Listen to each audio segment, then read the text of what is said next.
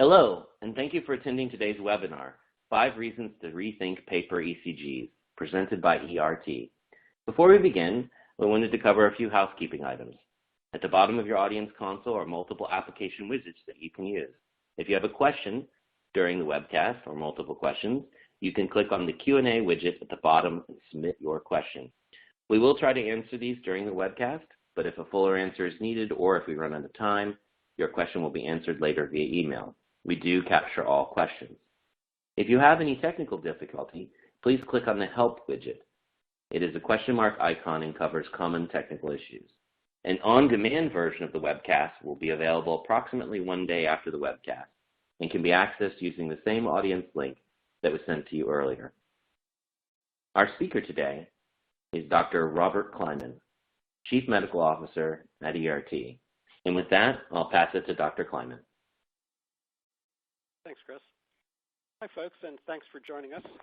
We're going to talk a little bit today about paper and decentralized management of ECGs in clinical trials versus centralized ECGs, why there are advantages or disadvantages to one or the other, a little bit about the differences between them, and a little bit about why people in pharma who are designing clinical trials might think about one option versus the other. There's really no one-size-fits-all solution for anything in clinical trials, and this is really the same. So let's start with some background. Why do we even collect ECGs during clinical trials? Well, one reason is because of the ICH E14 guidance, which focuses on one actually limited area of cardiac safety during drug development, and that's related to drug-induced sudden death, drug-induced ventricular proarrhythmia. And we've talked about this many times. I'm sure all of you know this. There were a number of drugs removed from the market after approval during the 80s, 90s, early 2000s because of sudden death, and the regulatory response was the E14 guidance. It was approved in October 2005, and it called for use of consistent QTC measurements to determine the degree of QTC prolongation during treatment that might be prompted by a new drug. Described what has come to be called a thorough QT trial, and it discussed the design, the methodologies, the statistical endpoints of a thorough QT trial. And among the things that were recommended were use of a central ECG lab to get very consistent, precise measurements of effects of a drug. Standardized, validated equipment, limited number of expert readers to reduce the variability, since we would be looking for a very small signal in the face of a lot of variability. And a digital database for submission, not just of the measurements that come from the ECGs and the interpretations, but actually of the digital waveforms themselves for the FDA to potentially review.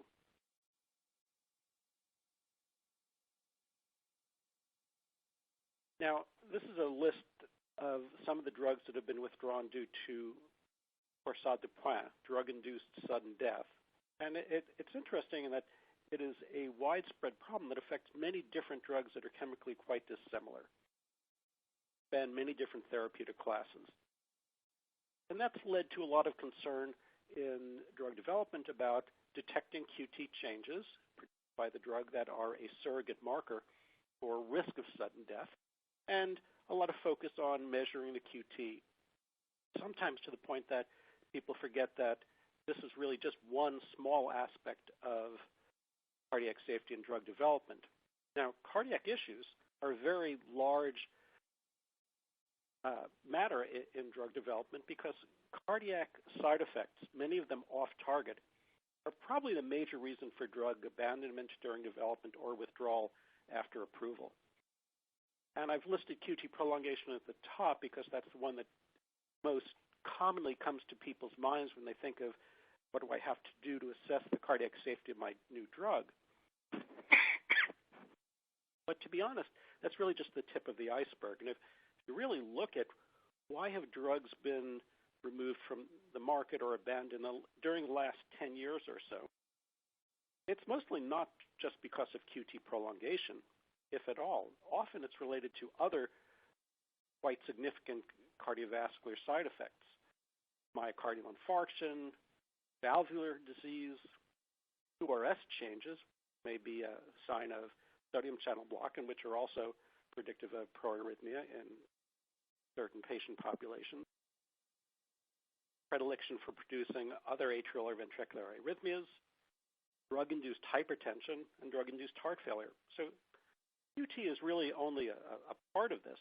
And for many of these cardiac events, the ECGs either can be diagnostic or may be very helpful in understanding the consequences for patients.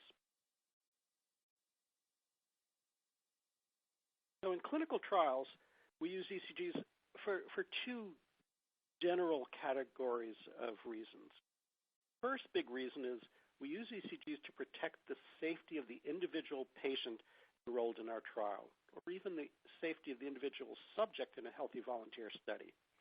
First, lets us exclude patients who really shouldn't be in a study at all because they're at very high risk. And of course, high risk has to be balanced against the potential benefit if it's a patient trial. And high risk for different compounds may be different. For instance, if you know that a drug has a cardiac liability, you might be much more careful about who you include or exclude, as opposed to if you've got enough data showing that there is very little or no cardiac risk, then you might have much wider exclusion criteria. In addition, we do ECGs because they let us detect new non-study related cardiac issues. Now, when we're dealing with healthy volunteers and short phase 1 trials, that's usually not much of a concern. But when we're dealing with patient trials, which are often in elderly patients with either pre-existing cardiac disease or multiple cardiac risk factors, then sometimes we are doing a service to our patients, helping protect their health unrelated to the fact that we're giving them an experimental drug. Really just added benefit to participate in the clinical trial. And then, of course, yes, we do need to either detect or exclude potentially drug-related cardiac issues, many of which can be diagnosed on the ECG, is at least very helpful. It detects the individual patient who's participating in a trial. In addition, we collect ECGs to protect our compound, to protect the drug development program that we're working on. Again, avoiding including very high-risk patients and making sure that during the trial there aren't unnecessary cardiac events that might be problematic, not just for the patient but for the program. And we also collect data because we need data for regulatory submission regarding drugs' cardiac effects, or hopefully lack thereof.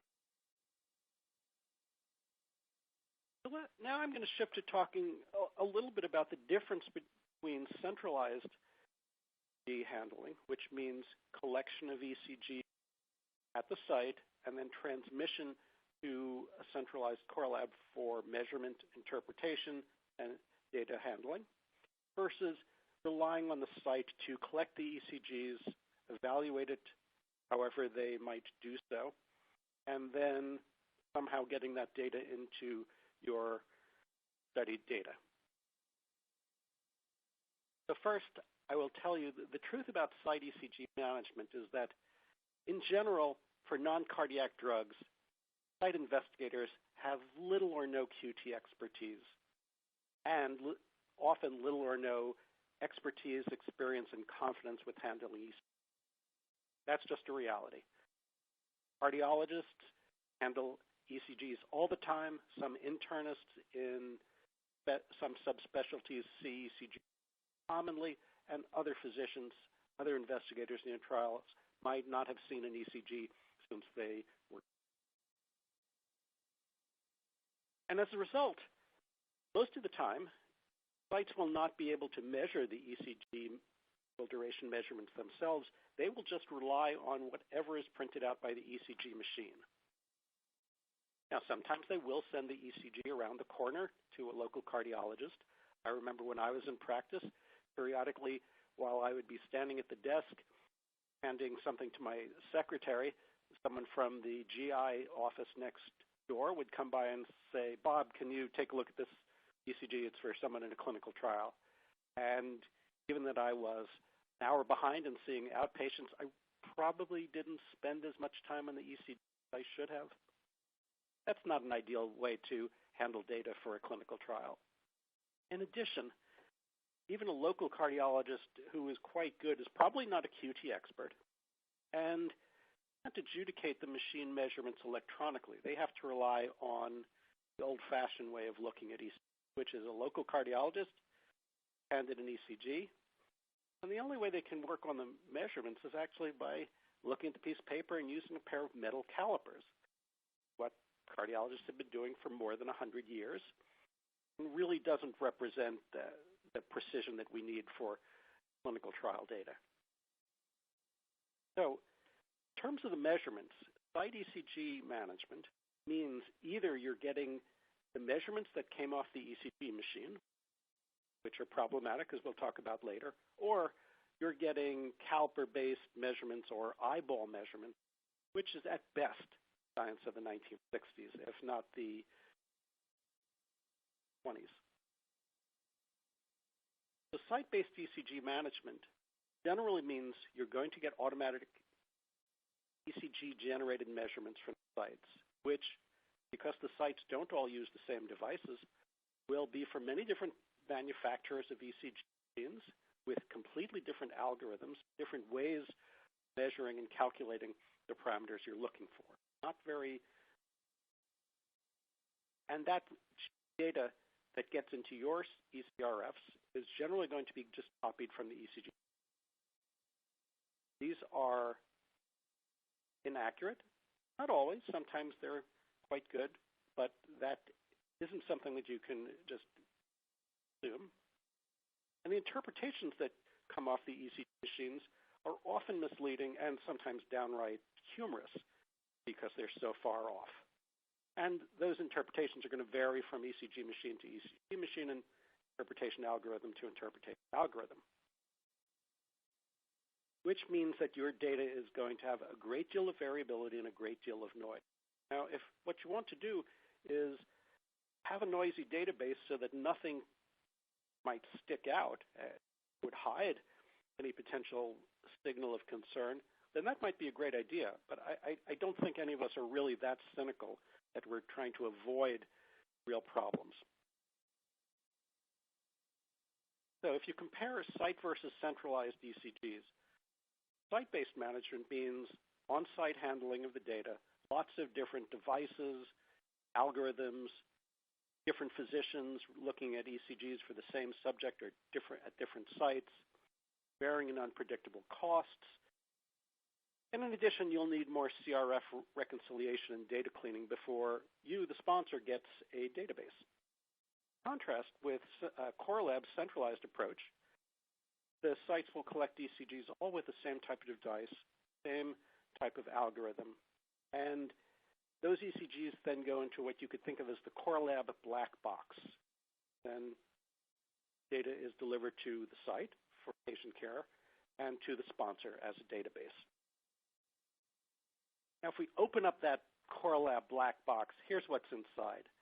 Standardization of everything that's listed on the right, from project management to equipment, maintenance of the equipment, logistics, handling queries, and taking care of the ECGs too, managing measurements, managing the demographics and the interpretations, bringing all of that into database in whatever form that you need.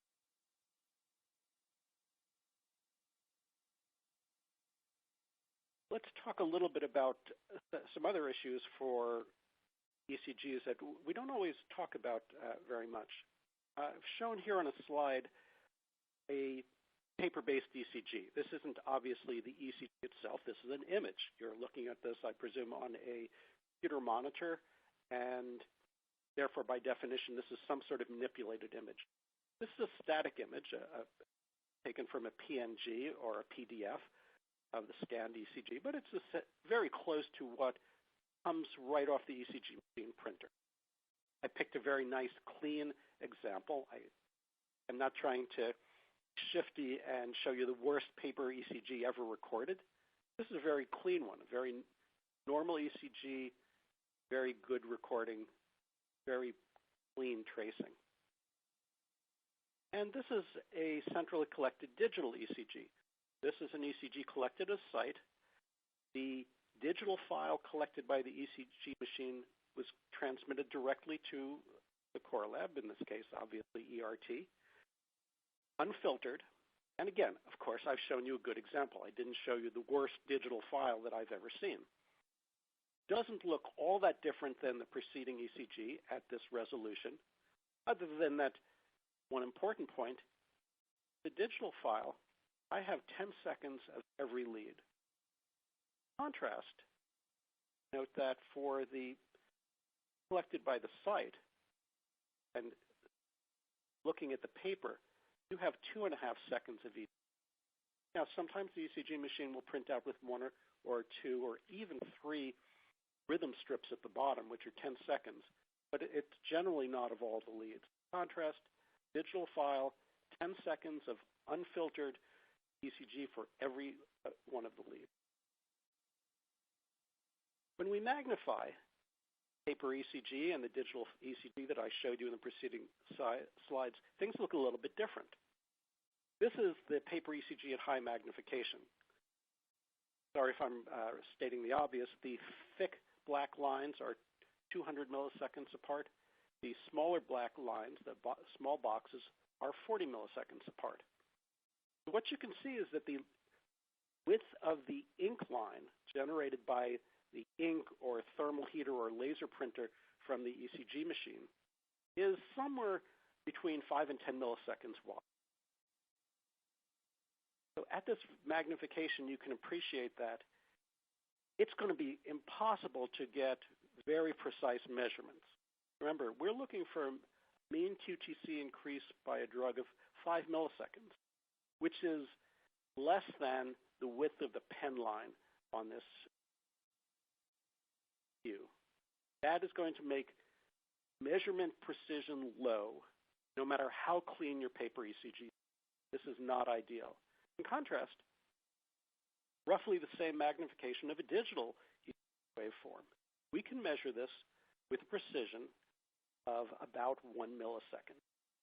These are ECGs recorded at 1,000 hertz, and the ECG file that we're measuring on has that resolution. We can measure differences of 1 millisecond. Much greater precision is possible. Centralized ECGs give you standardized, very high precision ECGs, allowing very high precision on-screen ECG measurements, not relying on metal calipers and magnifying glasses or the eyesight of whoever's looking at it. In addition, provides for standardized, consistent ECG interpretations by cardiologists, not other physicians who may not be familiar with ECGs. And in addition, they're cardiologists who understand not just cardiology in general, but use of cardiac data in clinical trials, understand the need for consistent methodology and consistent reporting. Get consistent data delivery, and you have stored digital ECG files which will always be available for you or for regulatory submission. To switch to another area of concern, as I said, many of the problems that we think of when someone in drug development talks about cardiac safety issues, we're talking about QTC changes, QTC measurements. And there is, in some people's minds, an assumption that if you went to medical school and you have an MD after the end of your name, that you must be able to read an ECG and do a pretty good job of handling QT issues. And that is rightfully incorrect. And in fact, the vast majority of physicians, including cardiologists, do not do a very good job with handling QT at all. And about 10 years ago, Sami Viskin, an electrophysiologist who is interested in all sorts of unusual questions, decided to do a very clever little study to evaluate the ability of physicians to handle QT issues. And what Dr. Viskin did is he took 4 ECGs, 2 of which were normal and 2 which had a prolonged QTC, They sent them to 900 physicians, including QT experts, electrophysiologists, general cardiologists, and then the predominantly non-cardiac physicians. And he asked them, tell me which ECGs are normal and which have long QT. I think 4 ECGs, 2 normal, 2 prolonged QTC shouldn't be that difficult. However, the results are kind of startling. The QT experts did quite well, I'm pleased to say. But the electrophysiologists really didn't do a great job. Getting 62% right when you're supposedly an arrhythmia expert is a bit disconcerting. And the cardiologists and non-cardiologists did about as abysmally as one another. So even cardiologists do not deal with QT issues very frequently, are not really well trained at how to do QT measurements, how to do QT corrections, and if they can't even measure it, no, they're not very familiar with how to interpret such data. Your local cardiologists, your local investigators at your site just are not going to be doing a really good job with dealing with these. So, most site investigators in non-cardiac trials are going to be neurologists, psychiatrists, infectious disease specialists, dermatologists, whatever. They're not able to measure ECGs accurately, aren't familiar with QTC issues. They cannot tell if the ECG measurements are wrong or whether they're correct. They won't recognize a false positive or false negative QTC signal. Now, I don't mean to pick on dermatologists, but you had chest pain and you had an ECG taken. Would any of you take that ECG to your dermatologist for review and to get their opinion? I don't really think so. Again, I don't want to pick on dermatologists. This is why you go to a dermatologist, because you have a mole, because you have a skin condition. You wouldn't go to the cardiologist to ask them whether this was something that needed a biopsy.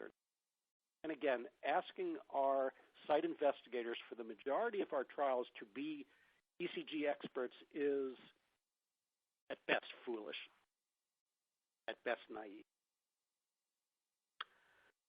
So I think in the last couple of slides, I've tried to make the point that sites in general are really not able to handle ECGs as experts.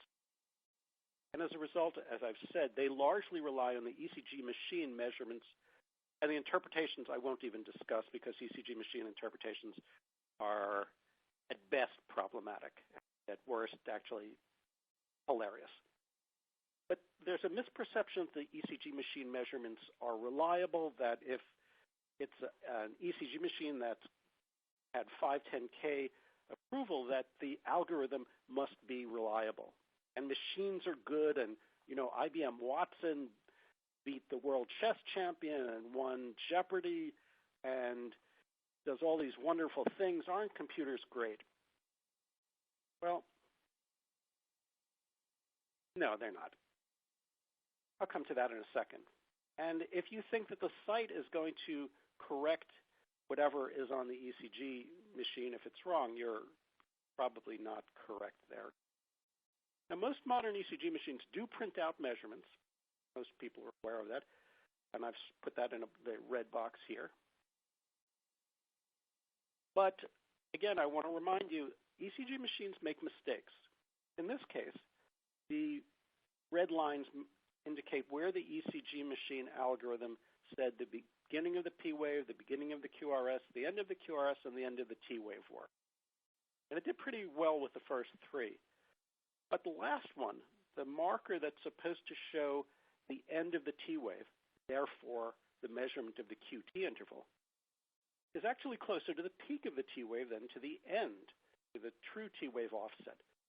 This is a QT that's undermeasured by 60 to 80 milliseconds, despite this being actually a very normal ECG. Of course, the next one is the opposite. This is a gross overmeasurement. I'll just point to the caliper placement by the ECG machine, the red line all the way to the right, that is measuring the end of a U wave, not the end of the T. That's about 180 milliseconds too long. Clearly a false positive prolonged QT. Can't the site correct those? Well, in theory, but in practice they don't. And here's a funny ECG that was sent to us where the investigator apparently crossed out the machine measurement and wrote in a new value. But if you look carefully, they crossed out the number 494 and wrote in 490. They just wrote in the same thing. Not clear why that would happen. So I decided rather than just to rely on the general impression that ECG machine measurements aren't that precise, I decided to actually look at some hard data about this. And I presented this before, so I won't go into a huge amount of detail. But basically, I compared the ECG machine QTC measurements and the Corelab ECG machine measurements. In this particular analysis, I picked ECGs in clinical oncology trials. I picked that because clinical oncology trials are a large segment of the clinical trials done because so many new oncologic drugs are being developed. And oncology trials have patients, many of whom are older and have abnormal ECGs, cardiac disease, and because many oncologic drugs do affect the ECG and prolong the QT. So for this study, I picked 270,000 consecutive ECGs from about 300 clinical oncology trials, over 18,000 subjects, and these were ECGs for which I could compare both the ECG machine measurement and the centralized measurements done by ERT. Obviously, I didn't want to include anything where we had just one or the other because that would really shift the comparisons. I don't want to skew them in one way or the other. The workflow for ERT is that the ECGs were transmitted to us digitally.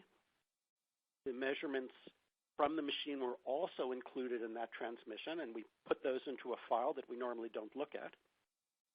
And ERT measurements were done either with 3 beats and one lead or with a global median beat methodology, whichever the sponsor asked for.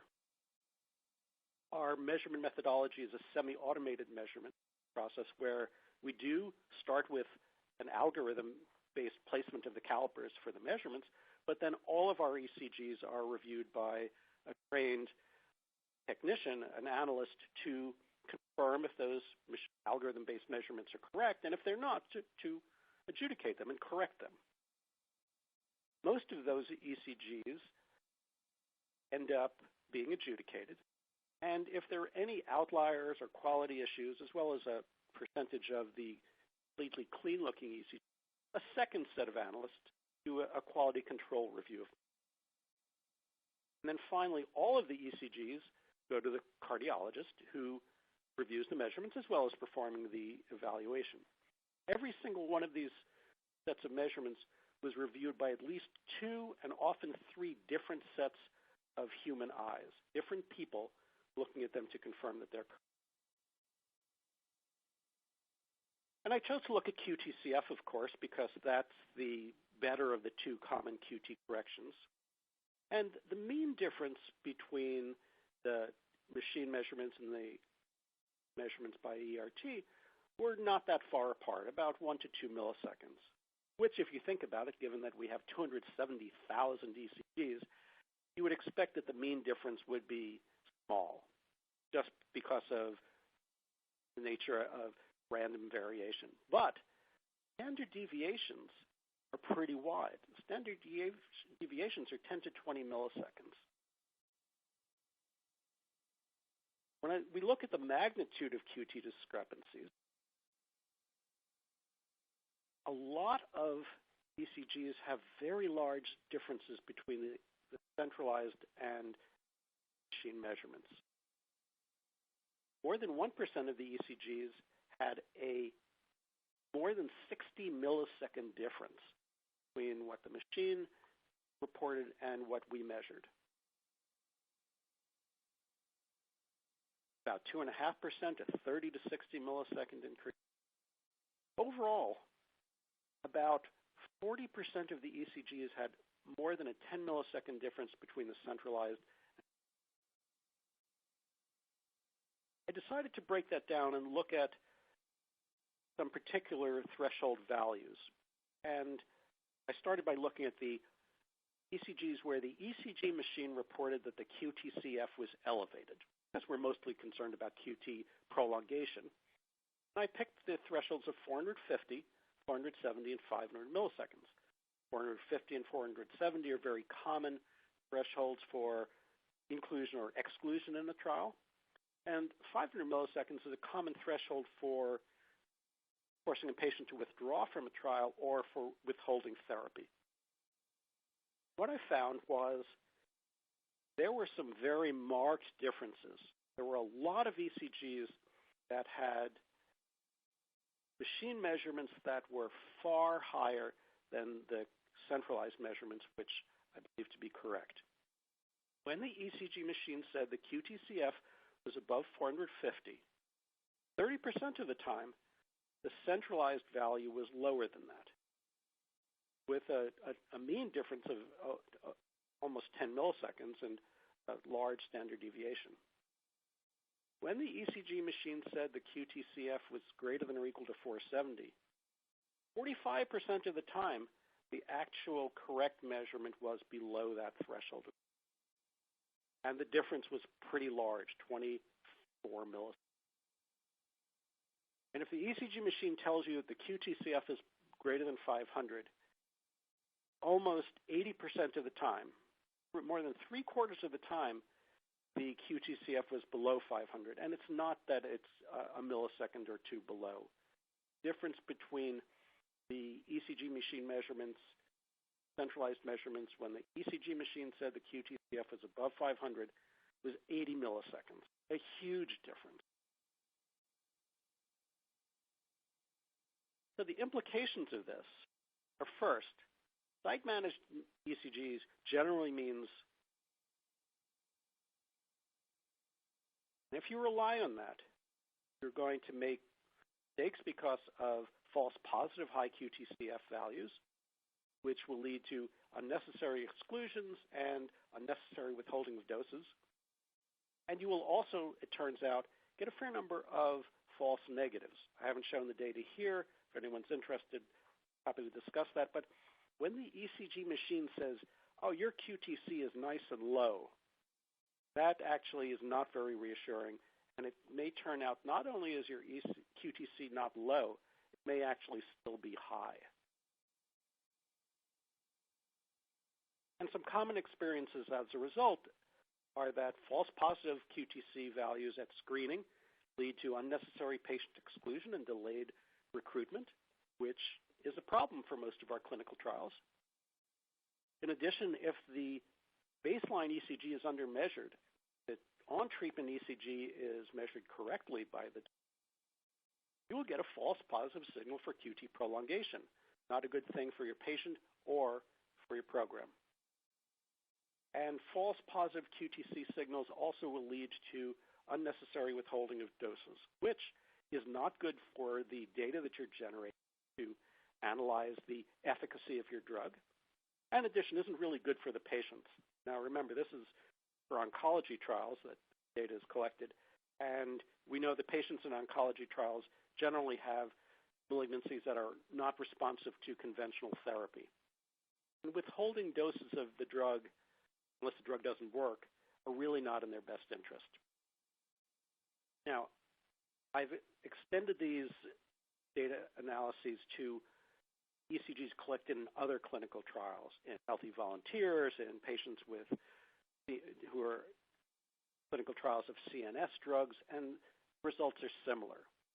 Healthy volunteers with more normal ECGs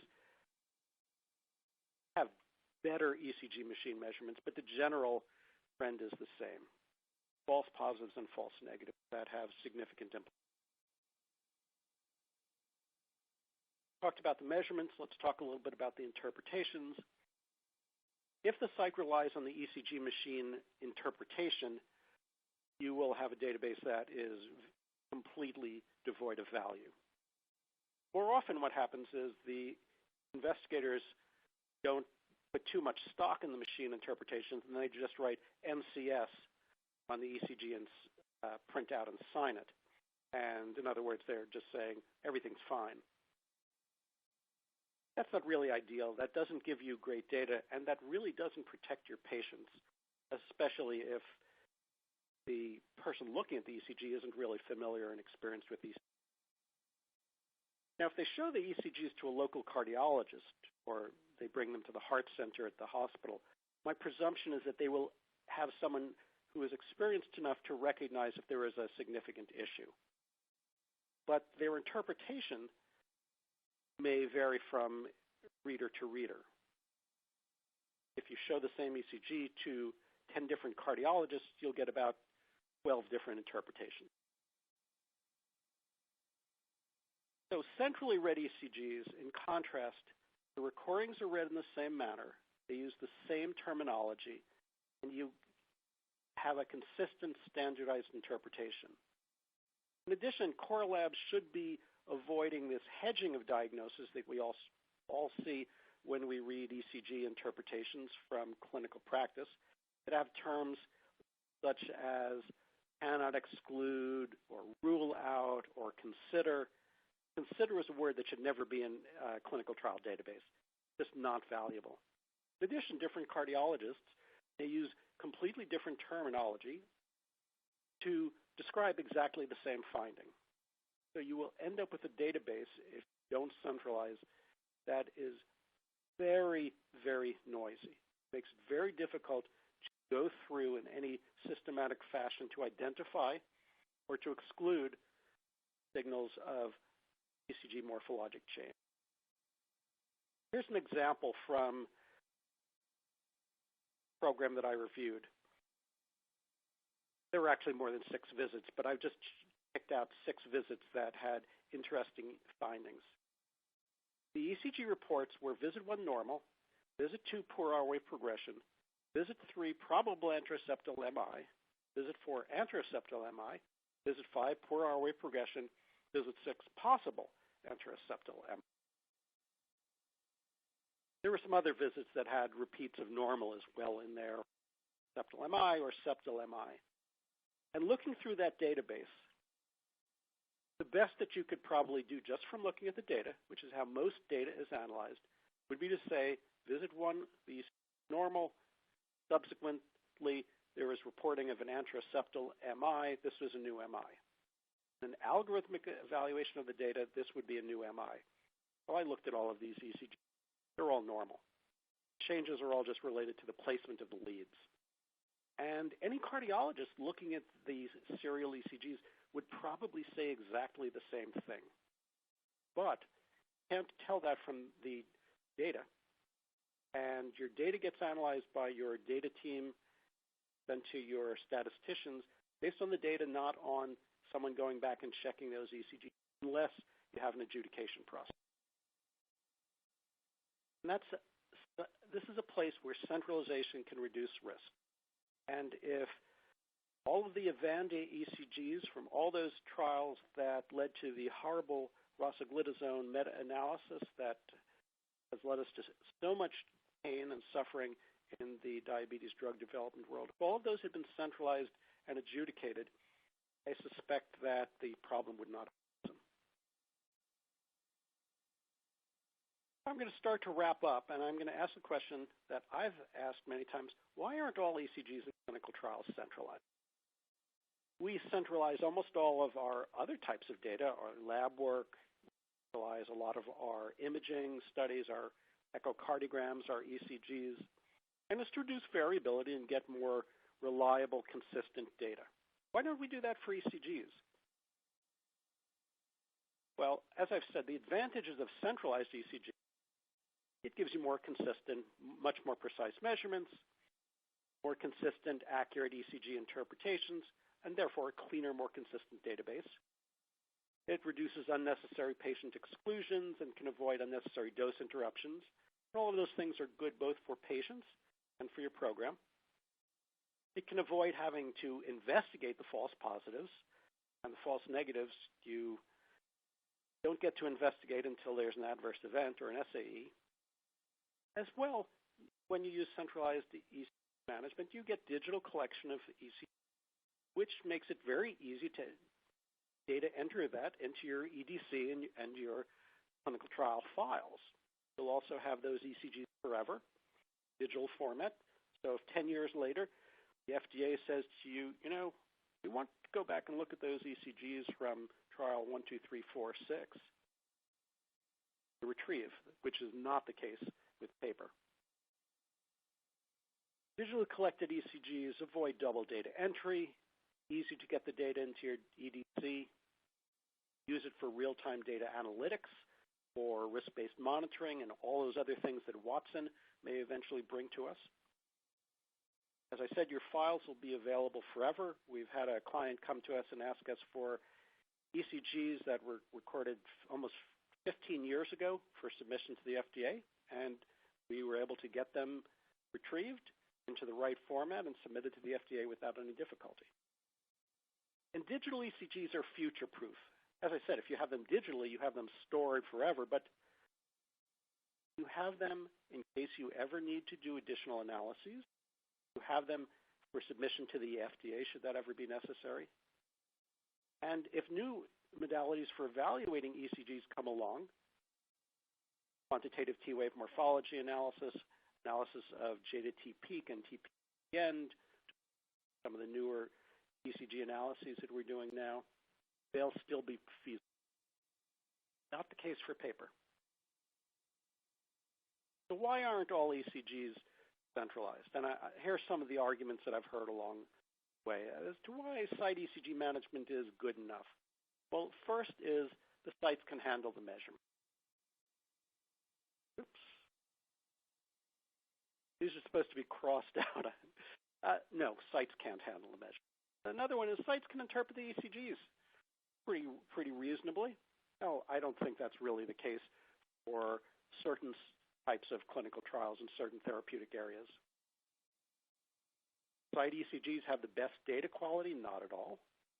The site ECGs really protect patient safety? Well, they do if the patients are fine and there's nothing going on, but that is not guaranteed if there are events. And really, do site-managed ECGs protect your compound reliably? I don't think that is always the case.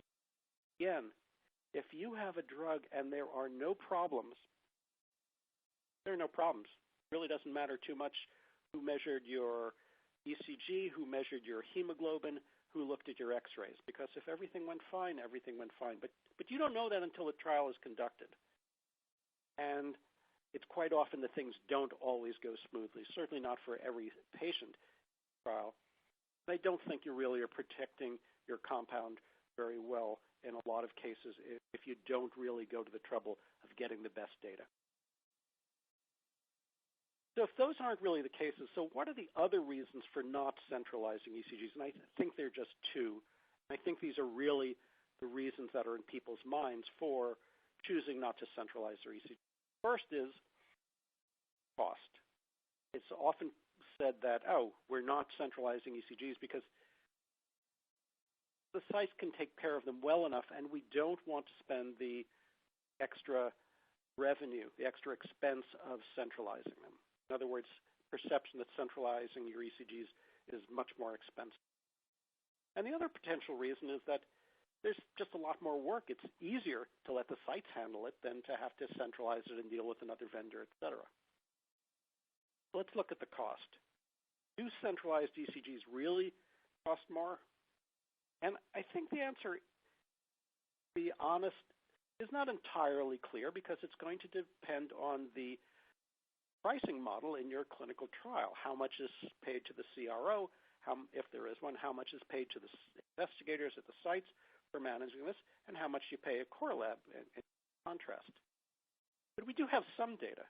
Back in 2010, the Tufts Center for the Study of Drug Development analyzed the total cost of collecting ECGs and having the sites manage them and having collect the ECGs and having centralized management by a core lab, including the measurement in the database. And they concluded that the total cost of centralized ECGs really did not appear to be any higher or significantly higher than site-managed ECGs. They actually concluded that it cost less. And again, I think that really varies so much depending on how much you pay for the different services that it's hard to generalize. But I think the evidence was pretty clear that even in 2010, total cost, that is, of all the provisioning, measurement and analysis, paying for the interpretations, paying for data reconciliation, paying for the data management. When you add it all up together, it comes out not very different. Now, compared to 2010, ECG centralization is less expensive. So I think if we were to redo this, we would probably find at least the same thing, or maybe even that it's even less expensive compared to site management. So what's left? Why aren't ECGs being centralized? We've discussed the quality issues. I think there's general consensus that the quality of the measurements and interpretations and the overall data quality is much better when you centralize. And you have the ECG digital format. For whatever reason, you have the data in digital format. Many things are so much easier. And I think cost is not that big an issue. I think what's left is, yes, there really is extra effort involved centralizing ECG. For your pharmaceutical team working on a drug, if the sites handle the ECG, all of the data, then you don't have to deal with contracting with the vendor, logistics, weekly vendor meetings, vendor management, figuring out how your data team is going to work with the vendor to get the data handled. You don't have any of that. So yes, it is easier, but that's true for everything, for labs, for imaging studies, for patient-reported outcomes and other data. I think if we really believe that ECGs are an important part of the clinical trial, if we're doing them with a good reason, I think we really ought to be centralizing them. That makes it incumbent upon us at ERT, incumbent at those of you who are at a CRO, and incumbent on those of you who are at pharma who really benefit the most from this, to try and minimize these distractions, to make contracting easier, logistics easier, data management easier, so that you can get the best data for your trials. Digital files, digital measurements, consistent interpretations, good, clean data that you'll have forever. So in conclusion, I think centralization provides better patient safety, maximizes enrollment of the right patients, provides more consistent, reliable measurements, clean digital data, gives you better data to allow program-level decisions, as well as for regulatory submission, regulatory decisions. And I think it is, at the very least, just about cost neutral. So I'm going to stop there, and we will have a few minutes left for questions, should anyone have some. And I thank you all for taking the time to come and listen to this. I hope that everyone found this at least somewhat stimulating. Thanks, Bob. That was a great presentation. It looks like we did have a couple of audience questions come in. One question is, how often does ERT see centralization in very simple studies, like where there's only a baseline, screening, and maybe one at the end? I'm sorry, Chris, could you repeat that? The question is, how often does ERT see centralization in studies where there's simple ECG collection, one at baseline, maybe one at the middle, and one at the end of the study? Do we see that centralized often? We do see centralization of even the simplest ECG protocol, collection protocols, collection scheme. And it varies from sponsor to sponsor and team to team. And within the same sponsor, there may be great variability. There's some sponsors where some teams believe in centralizing everything, and another team, different therapeutic area, that wants to rely on site-based ECG management for all of the ECGs. So it's quite variable. Gotcha. Thank you. Looks like we got another question. How important is it to standardize devices in a study? Does it really matter that much, basically? Well, if you believe that the sites are capable of handling the ECGs, then no, it shouldn't matter, because the site has an ECG that must be a good ECG machine. If you recognize that the sites are just relying on the ECG machine printed measurements, don't really have the interest, capability, or experience to handle those themselves, the answer is that yes, it makes a great deal of difference. Every site has a different model, let alone manufacturer of ECG machines. Then what gets printed out on the ECG is going to vary from site to site. Maybe within the site for different ECG, different machines. That leads to a great deal of inconsistency reflected both in patient care as well as in the data that you'll get. Imagine having all of your blood work handled locally with different reagents, different normal ranges. That's what used to happen, and that's why blood work is largely centralized nowadays, to remove that variability. Another question I see is, how do we handle the delay in safety review of ECGs when using a central lab?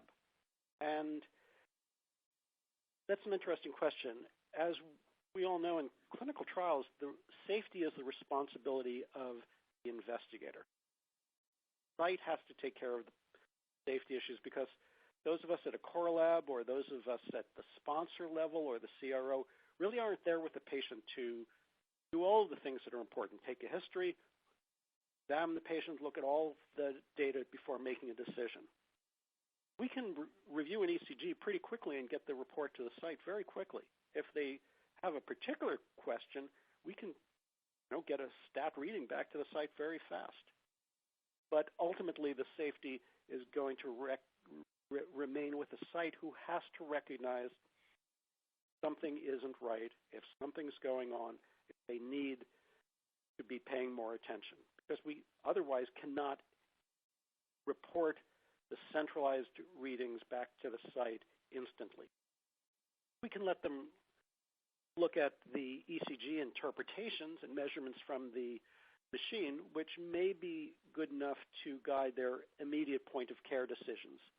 And if there's something that the machine is called to their attention that might be a false positive, they can get a very quick review of that.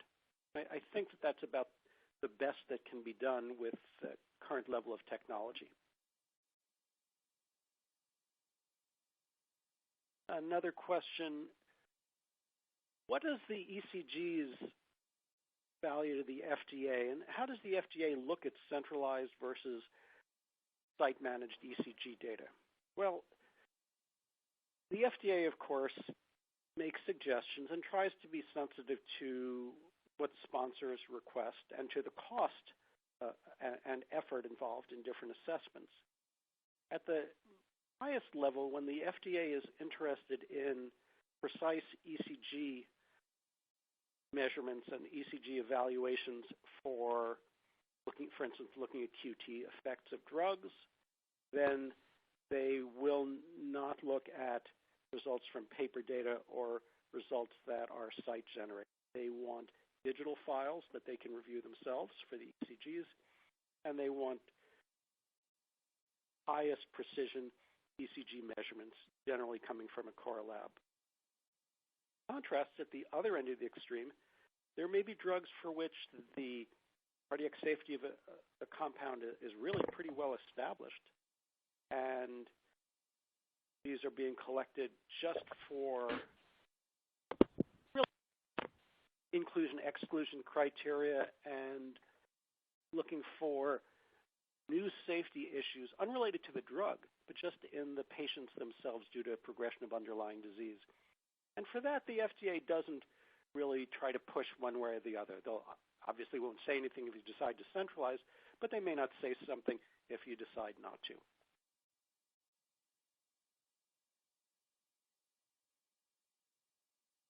Looks like we have another question here, Bob.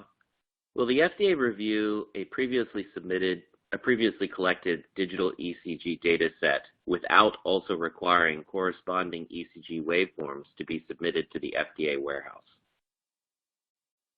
Good question. If you were submitting data related to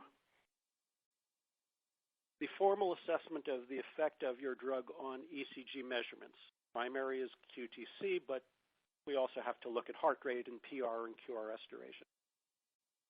The FDA will insist that not only you submit electronic data in the right format, they will insist that you submit the ECG waveforms. And those need to be digitally collected and put into XML format. And the FDA does not want just to get the measurements. They want to get the ECGs, and they want them to be from digitally collected ECGs with true digital files, not digitized paper recordings, which generate an XML that's really not very useful to the FDA. And they don't want to see scanned PNGs or PDFs. For other purposes, the FDA may not.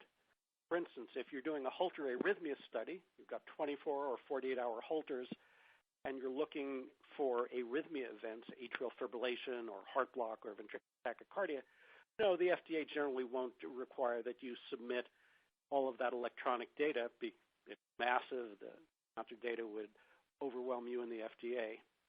It depends from case to case, but for a dedicated QT or ECG study, or for the critical data to assess the ECG effects of the drug, the FDA wants digital files and digital waveforms. Chris, I think that's great, Bob. About out of time. Yeah, we pretty much run out of time, and we want to be cognizant of everybody's schedule. So I just wanted to thank Dr. Robert Kleinman for an excellent presentation, a very candid presentation of both the challenges with site-based ECG collection and also, some of the benefits, as well as, the impact that centralization can make on cardiac safety data quality. We'd like to thank everybody for attending today's webinar. This webcast will be posted for on-demand access in the next 24 hours. And you can always email events@ert.com to request a copy of the presentation deck, or if you have any other additional questions or concerns that you'd like to share with Dr. Kleinman and the team. Stay tuned to ERT.com for upcoming webinars on safety and efficacy, as well as trial oversight, site optimization, and patient engagement, all designed to help you minimize risk and move forward quickly and with confidence in your clinical development. With that concludes our webinar today, and we hope that you have an excellent rest of your day.